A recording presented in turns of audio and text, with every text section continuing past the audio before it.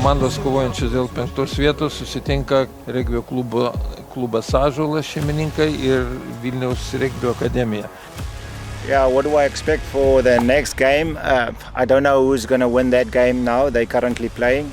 So whether it's Miesniki or Cholet, they're going to be tough.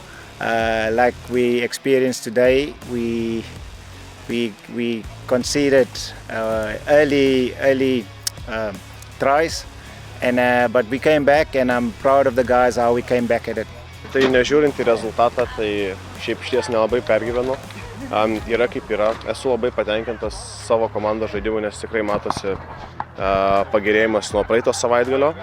Tai šito nepaleisim. Turim lygiai savaitę pasiruošti kitom varžybom. Susitiksim su Latviais ar Šiauliais, dabar tiksliai nepasakysiu. Bet apskritai esu patenkintas komandos žaidimu, buvo smagu matyti. Ir skiria baudą, greita ataka, Sugintas žemina.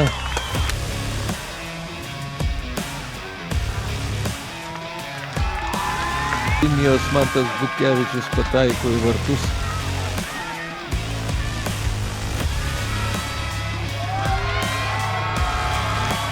Vilniečių vėl kamuolys Ąžuolo rankose.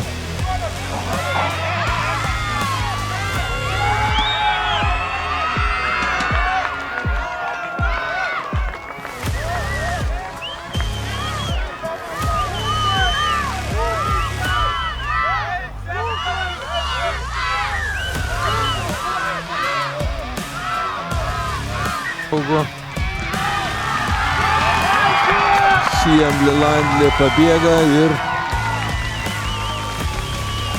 teisėjo švilpukas skelbė rungtynių pabaigą ir rezultatas 44-19 Ąžuolo naudai.